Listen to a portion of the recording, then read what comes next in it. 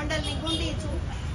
મારા જ્યાં હું શાળામાં અભ્યાસ કરાવતી હતી એ શાળાનો સિનિયર વિદ્યાર્થી મારી સાથે ફેસબુક થ્રુ એણે મારો કોન્ટેક્ટ કર્યો અને વાતચીત ચાલુ થઈ. એ દરમિયાન જ એણે મને લગ્નની લાલચ આપી અને મારા પૈસા પડાવેલ છે અને મારા ઘરમાંથી સોનું જે એણે બચાવીને મતલબ સોનું લઈ લીધું છે અને ચોરી છુપીથી અને વેચી નાખ્યું છે. અને મેં એને ઓનલાઈન પેમેન્ટ અને મારું સેવિંગ, મારું પીએફ એવી રીતના મેં એને પૈસા થ્રુ મદદ બી કરેલી છે. અને જે હાલ પછી મને આવા લગ્નની લાલચના આ કારણે અને મારી સાથે 1.5 વર્ષ સુધી શરીર સંબંધ બાંધેલા છે અને શારીરિક શોષણ કરે છે. સર, એમનું નામ છે ધ્રુવલ પંકજભાઈ દેસાઈ. ખાલી અમૂલ પાર્લરનું શોપ છે, અમૂલ પાર્લરની.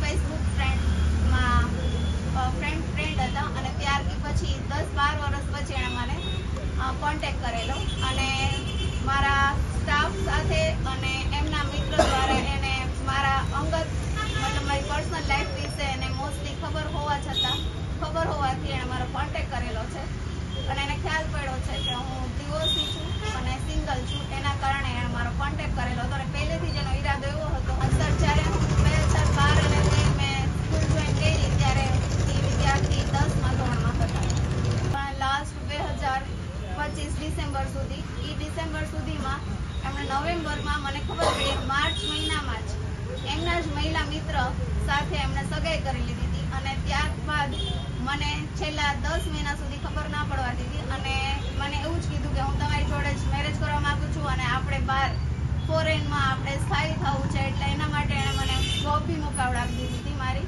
અને ફોરેન જવાની તૈયારી કરાવડાવી હતી.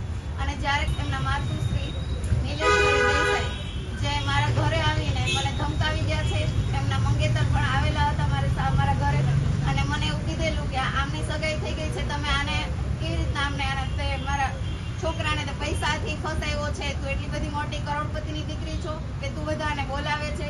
અને સર, ન બોલવાના ઘણા બધા શબ્દો બોલેલા છે અને ખાસ કરીને મને એવું કીધેલું છે કે તું મને ઓળખતી નથી. એમના માતાએ તું મને ઓળખતી નથી, હું ગોંડલની ગુંડી છું. એ પોતે પકડાઈ ગયો મારા ઘરે જ. એની મંગેતર એને ફોલો કર્યો એટલે મારા ઘરે જ પકડાઈ ગયો છે. અને સર, આ 1.5 વર્ષમાં મારા ઘરે સવાર, બપોર, સાંજ 3 ટાઈમ મારા ઘરે આવતો અને એઝ અ મને વાઇફની જેમ ટ્રીટ કરેલી છે સર. અને અમે કન્ટિન્યુ આ 1.5 વર્ષમાં બહાર જઈ આવેલા છીએ. ઓલમોસ્ટ ગુજરાતમાં એણે મને 4 ધામની યાત્રા કરાવેલી છે અને થાઈલેન્ડ મે મહિનામાં મને 10 દિવસ થાઈલેન્ડ પણ લઈ ગયો હતો. અને આ બધામાં જ આટલા મહિનામાં એણે મને જરા કે છે ને ભનક ના લાગવા દીધી કે એની સગાઈ થઈ ગઈ છે માર્ચ મહિનામાં જ. અને પછીથી કન્ટિન્યુ એણે મારે ડિસેમ્બર સુધી મારી સાથે રિલેશન રાખ્યા.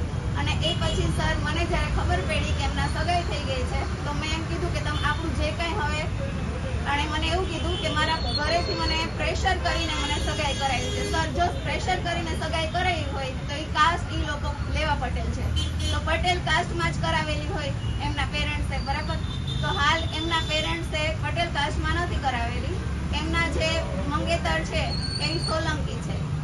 તો સર, આ જે છે એ વિચારો તમે ખોટું રીતે જ મારી સાથે એણે પહેલેથી જ આગળ વધેલા છે.